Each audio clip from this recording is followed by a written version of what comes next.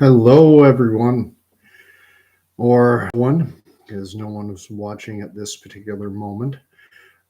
Gordon Causey, aka sometimes known as Grow a Set on Reddit, uh, some guy in Eastern Ontario sharing his thoughts. And back after a 1 week hiatus, a forced hiatus.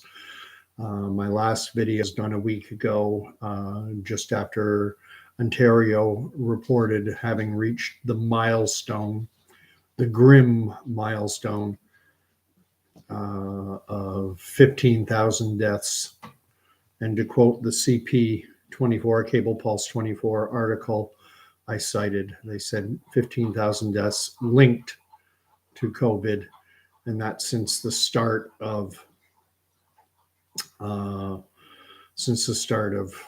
this insanity sometime in February or March of 2020.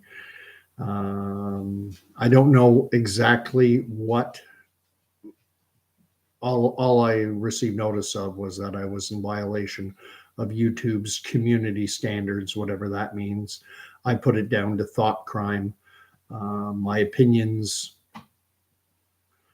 there are some opinions, for the moment, you're at least able to hold them, but on YouTube, some opinions are not allowed to be expressed. And this is a good venue. This is a good technology for sharing thoughts, ideas, opinions.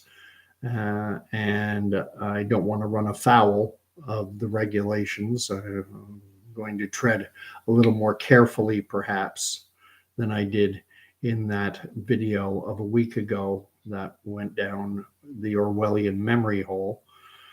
But so in the past week, one of the couple major things happening in Canada. One was the fact that, and I did a video on this, was the fact that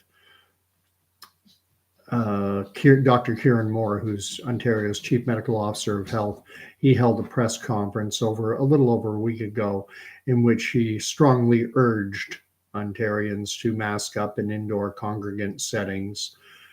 However, he did not mandate it. And then fortuitously, I think it was on Friday, just a day or two, 1, 2, 3 days after making that pronouncement, strongly encouraging Ontarians to mask up.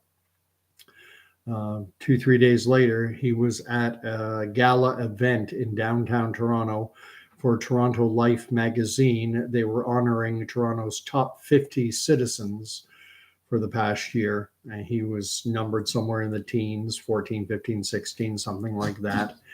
And he and everyone in attendance, there must have been hundreds. They were honoring the top 50 Toronto citizens, and there must have been hundreds of people at this event. I don't know. I didn't see any specific reporting on the numbers of people, the number of people in attendance, but a number of pictures and a number of videos were released that showed Dr. Kieran Moore, Mr. Please Wear a Mask, unmasked.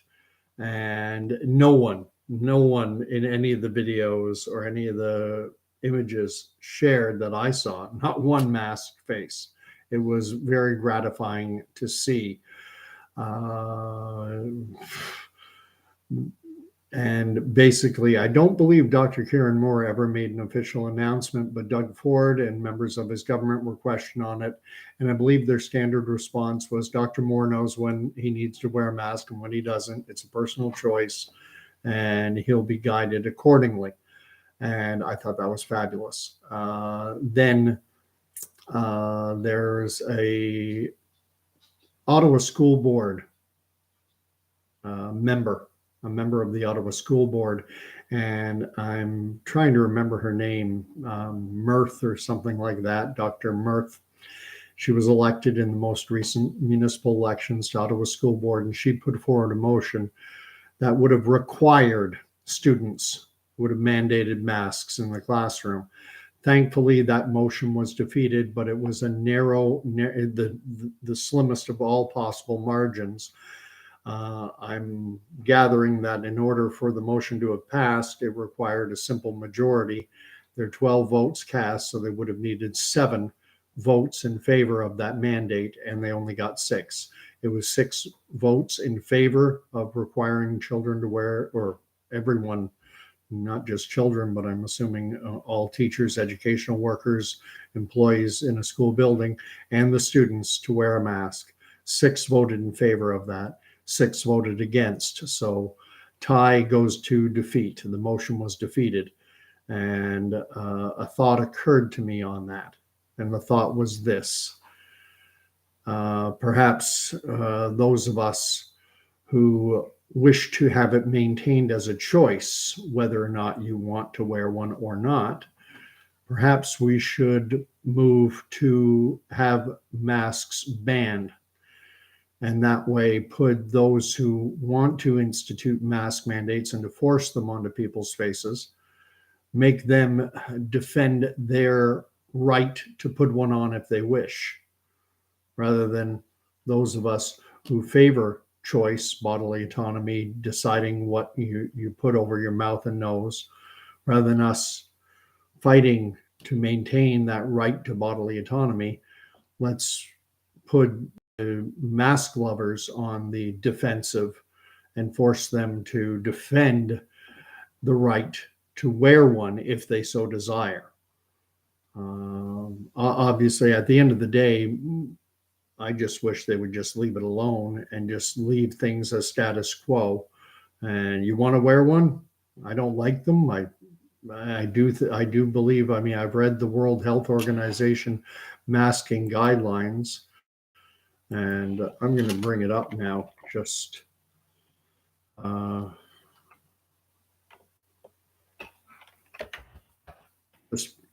for simple edification, the World Health Organization, we can't get a more reputable authority than that,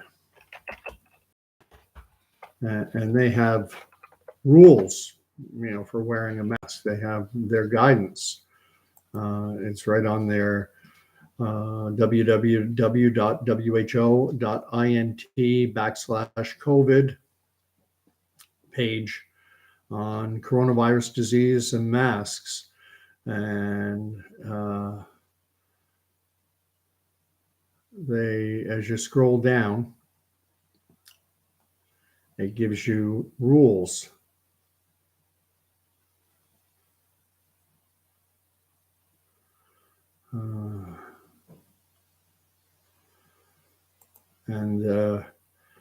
Before touching the mask, clean your hands with alcohol-based hand rub or soap and water. Inspect the mask for tears or holes. Do not use a mask that is damaged. Adjust the mask to cover your mouth, nose, and chin, leaving no gaps on the side. Place the straps behind your hand or ears. Do not cross the straps because that can cause gaps on the side of your face. Avoid touching the mask while wearing it. If you touch it, clean your hands. Change your mask if it gets dirty or wet. And I've recently put out kind of a challenge to friends of mine who are mask lovers. And I said, you know what? I get it. You've seen doctors wearing masks in an OR operating room type setting, and the medical staff going into OR, they all wear masks, and you think it helps. Okay, fair enough. You show me video evidence or evidence of any kind showing me a doctor, a nurse, OR staff pulling a mask out of their pocket, just shoving it on their face and walking into OR, then touching the mask while they're in the OR and not doing the proper donning and doffing procedures and not doing the proper hand sanitation procedures, because that's the way 99% of the population, at least 90% of the population, you see it every day in grocery stores. People just walk out of the parking lot and pull a mask out of their dirty pocket or purse and shove it on their face. And then I was working with a woman just today who just kept pulling her mask down as she was talking. And she's totally ignoring the rules as laid out on how a mask is to be worn. Before touching the mask, clean your hands with an alcohol-based rub or soap and water. Inspect the mask for tears or holes. Adjust the mask to cover mouth, nose, and chin, leaving no gaps on the sides. The masks that we see people wearing, these blue medical masks, yellow, they always have these big, huge gaps around the nose and at the side. Totally ignoring all the proper advice. I've likened it to someone having to get their child to school and it's too far to walk and the bus has been canceled. And someone might say, well, drive them, take them in your car. Well, is that it? Do you obey the speed limit? Do you stop at red lights and stop signs? Don't worry about that. Just drive them. And just put a mask on. It's the same thing. Masks are medical PPE. They're not a pair of safety shoes. Just put them on your feet. It's medical PPE. It has to be handled in a sterile fashion. I don't know if that goes again, if sharing information from the World Health Organization will be considered against YouTube's community standards. I doubt it, but anyway, I wanted to share something before I get to the meatier part of this. And that's a story that gets passed around on the internet, on sites like Facebook, a fair deal. You've probably seen it. If not, it's a story about Albert Einstein. It said that Albert Einstein went into a classroom. Students were waiting for him, and he immediately walked up to the board, and on the blackboard, he started to do the 9 times table. 9 times 1 equals 9, 9 times 2 equals 18, 9 times 3 equals 27. Proceeded all the way down. 9 times 9 equals 81. And then he wrote 9 times 10 equals 92. He got the last one wrong. And of course, the class, here's one of the smartest men in the world, maybe the smartest man in the world when he was alive, certainly one of the smartest men in history. And so the class starts laughing. And then he is said to have used that as a means to illustrate the point that if you get 90, this is a life lesson for you. You get 90% of things correct, and it doesn't matter. You will be ridiculed for the one thing you got wrong. Now, did that actually happen? Frankly, I doubt it. But that doesn't invalidate the point that it's making, that is the reality of our world. And it doesn't have to be Albert Einstein. I think a high school math teacher could do that same exercise in a class, and maybe it has been done. These kinds of stories get passed around, and people, to give it added weight, like to attach a famous name like Albert Einstein to it because it lends gravitas to the story. I don't think you need it to be Albert Einstein. But regardless, the truth is that if you get 90% of things right, you get one thing wrong. That's what people will focus on, the one thing you got wrong, which brings me to talk about the video that everyone's talking about that dropped in, I think it was Thursday.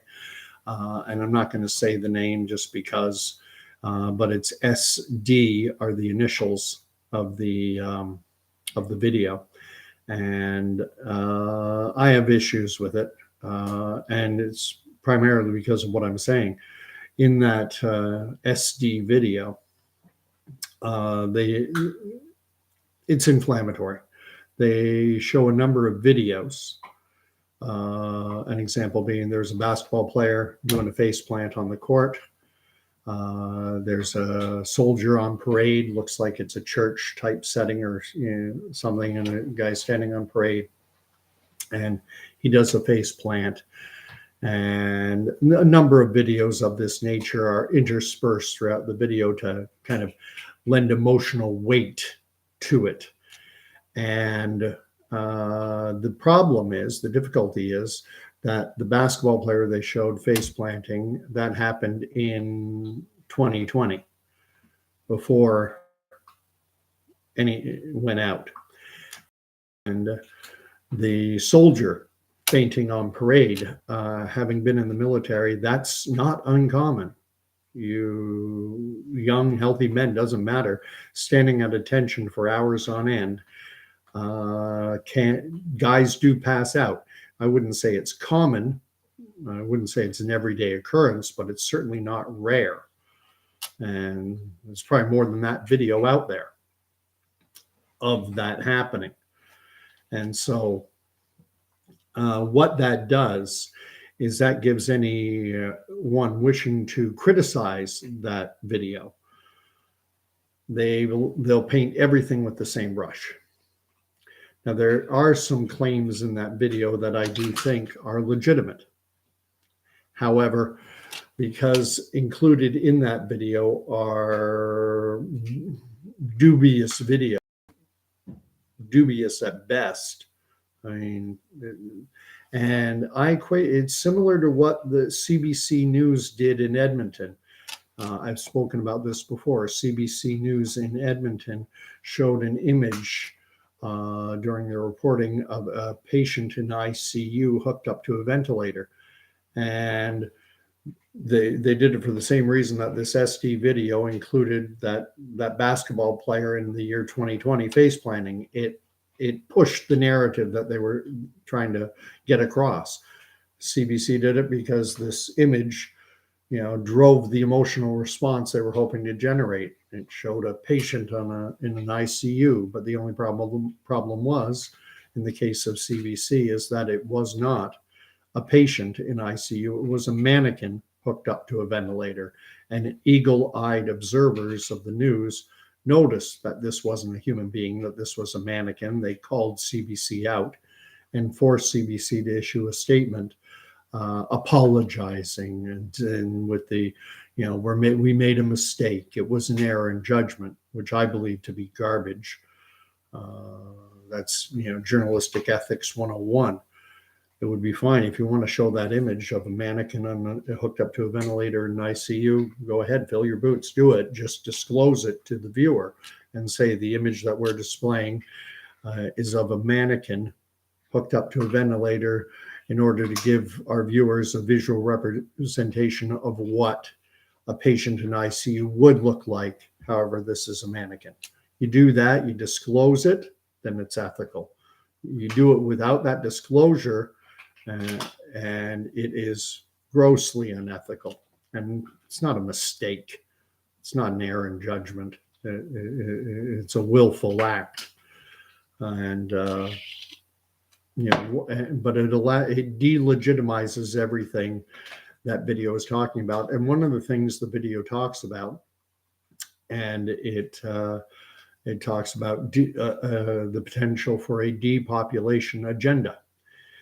And the critics of that SD video have said, that this video is full of unproven allegations of a global conspiracy to depopulate planet Earth. And it basically takes that hypothesis and then casts it in with those videos. Is there a global conspiracy, by players such as the World Economic Forum, WEF, Klaus Schwab's organization? And the thing you have to understand about the WEF, they're partnered with major corporations, with the media, with our tech giants, with the aristocratic houses, like the House of Windsor, King Charles. These are all partnered organizations, partnered with the WEF. And so they control all the news and information. So it's an unproven allegation. Where are you going to get the proof from? Are you going to look at the our news organizations going to look at the Rockefeller lockstep papers? Are they going to look at UN Agenda 2030? Are they going to look at the UN sustainability goals? Are they going to do genuine investigative journalism into this? Of course not, in my opinion. Non-expert opinion. In fact, you're community standards people. Such an Orwellian world we live in. Years ago, a guy by the name of Oliver Stone put out a movie that did enormously well at the box office. Starred Kevin Costner, John Candy, Joe Pesci, I think, was in it. A number of top-notch Hollywood stars. And it was called JFK. And the movie basically sought out to debunk the official narrative that John F. Kennedy was assassinated by a lone gunman acting alone. That Lee Harvey Oswald was just a lone operative, a lone player who, from the Texas Book Depository in Daly Plaza in, I think it was Dallas, Texas, and with a bolt action rifle fired off, I forget how many shots, and was able to assassinate the president with no help from anyone, with no one else being involved whatsoever. And Oliver Stone's movie opened up a lot of people's eyes to something that only so-called conspiracy theorists had looked into previously. And remember, this is before the internet, when the sharing of information is so much easier now. Now that JFK was assassinated 1962, 1963, I forget exactly what.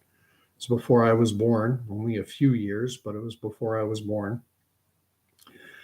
But it's almost like in today's world, anyone questioning the Warren Commission, because that's they came up with something called the magic bullet theory, to explain how Lee Harvey Oswald, I think there was a governor, John Connolly, who was severely injured, but they said it was all with this magic bullet that went in all kinds of different directions that pretty much defied the laws of physics. There was a Seinfeld episode where they made fun of the magic bullet theory, did a play on it. You might remember, you might not. I'm not going to go into it. But in today's world, it would be almost like you can't talk about that. There's only one official narrative allowed, and that is that Lee Harvey Oswald was acting alone, and that any involvement by organized crime, by U.S. intelligence agencies, by the Russians, by the Cubans, by any other players, you're not allowed to talk about it. You're guilty of thought crime. And now it seems there's only one way to think about COVID, and the only way you're allowed to think about COVID is the way that you hear spoken of by politicians like Justin Trudeau, Joe Biden, or by senior health officials like Anthony Fauci in the States, Theresa Tam in Canada. And scary world that we're living in. I had someone pose to me, a like-minded individual posed the question to me in the last day. Yesterday, we had a conversation, and he asked me if I thought there was the possibility of more lockdown-style measures being imposed. And a day ago, I said I really didn't see it coming about. I really can't see lockdowns coming, but my opinions are ever evolving. But the rationale, the reason why I was thinking that lockdown measures would not be on the table again is simply because they wouldn't work. Too many people know the damage that lockdown does to our economy, to our sociability, to our children, to everyone. I mean, I brought up the point that in that last video that got banned, this is easily verifiable. I don't think this was the reason the video was taken down. Simple fact of the matter is, prior to COVID coming along, 800 Canadians were expected to die each and every day on average. There are around 300,000 Canadians who are alive right now, will not be alive a year from now. About 300,000 Canadians die every year, and it's climbing. It's going to keep going higher because our baby boom population is aging. So that's 300,000 people. Last Christmas was their last Christmas. And for many, and the Christmas before that, same thing. There were 300,000 people in the Christmas of 2020 and Christmas of 2021. Each year, that was their last Christmas. And many spent it cut off from friends, family, and loved ones. And we've all seen the damage done. Reminds me of the Neil Young song. Look it up if you want, the damage done.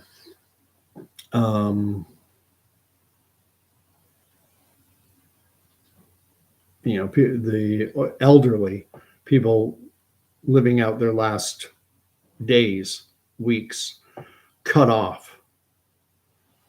The pain, heartache, and anguish on the dying individual and on their children, their loved ones, who can't say goodbye to a loved one because of the protocols and the rules. And there was an op-ed piece written in the New York Times, March, April of 2020 by a doctor by the name of Dr. David Katz, past president of the U.S. Centers on Lifestyle Medicine. And he wrote a very early op-ed piece, New York Times published it, talking about the cure being worse than the disease. And I think that's a conclusion many people have reached, that lockdown style measures, that the squeeze isn't worth the juice, that the pain inflicted by lockdown is more severe than anything COVID can dish out. And that's a value judgment, which in our previous world, we could have, people were allowed to have different opinions, different value systems. Not anymore, seemingly. So will lockdown style measures come back? I don't think they will. I'm less confident because of news that broke out of China about Beijing and a number of large urban centers themselves being under some of them. It's being reported by outlets like CNN even, that there are large populations of Chinese people under lockdown for a 7-day period. And we'll remember, of course, that in 2020, it was China that led the way.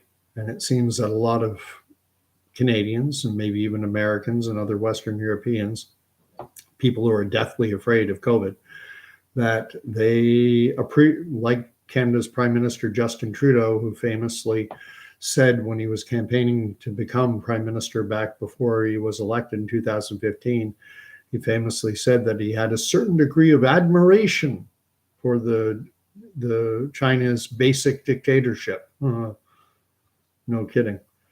You can look that up if you like.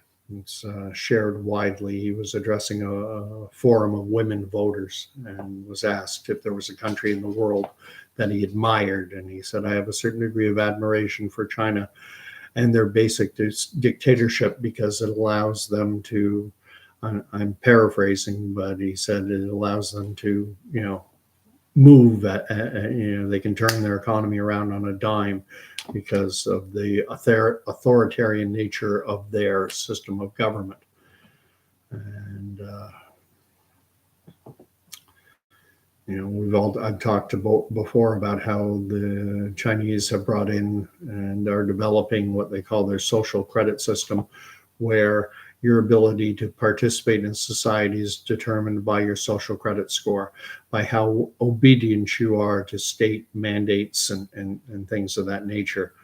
If you're good little Chinese communist, and do as you're told, your credit score goes high, and your opportunities to go to events or travel or participate more fully in society are increased. If your social credit score is low, well, too bad, so sad. You can't go to that rave, young man, young woman. You can't go to that amusement park. You can't do this, that, or the other. And seeing China imposing lockdown measures has me hedging somewhat and thinking, okay, well, I'm less confident. I'm still confident that lockdown style measures won't come back in. But seeing that news out of China, with them imposing lockdowns, does give me pause. But anyway, so after a week, I'm back. Got to be a little more circumspect, perhaps. The video, so-called documentary, SD, honestly, I think it does more harm than good, because it's poorly done. It was a poorly done video. The production values were very high, but there are other individuals I think would be better. I've had numerous videos mentioning Dr. Michael Yeadon, who's a former vice president at Pfizer and one of their chief science officers before he started his own biotech about, I think it was 10, 12 years ago, that he'd left Pfizer and he started his own biotech, and then he later sold it to Novartis, one of the world's largest pharmaceutical companies. And Forbes put the purchase price at $1 billion US. It wasn't officially disclosed because the company being purchased wasn't public. Michael Yeadon's company wasn't a public company, so there was no disclosure as to the price. But Forbes, which is a financial publication, they put the dollar value at US $1 billion. So is Michael Yeadon, I think, would be better as the point man to put out a video and be more circumspect about ensuring that everything that's presented is verifiable and fact-checked. Not a bunch of videos of things that are just there to push an emotional response. Is when you fight fire with fire, all you get is more fire. And unfortunately, if you're trying to expose what you see as an unproven conspiracy, you have to be incredibly detailed, because getting back to that Einstein with his 9 times table, get one wrong and you're laughed at and ridiculed. The ironic thing is we've seen public health officials. We heard them all talking about sterilizing long-lasting immunity. Get your 2 pokes and Bob's your uncle. The virus will stop with each injected person. The virus stops, and that was allowed to be spread far and wide. And they hadn't done sufficient testing to determine whether or not that was in fact true. But they were allowed to say it and state it as fact, and that was allowed. And even though they were horribly wrong, they can continue. They don't get laughed at. The media is the message. The medium is the message. Well, the medium is the media. And the media tells us what to think and how to feel. And if I'll end it off by exhorting anyone watching this, cut the cord to the mainstream media, to your television, because that, to my mind, that is the absolute worst. TV is the worst. The broadcast news is the worst.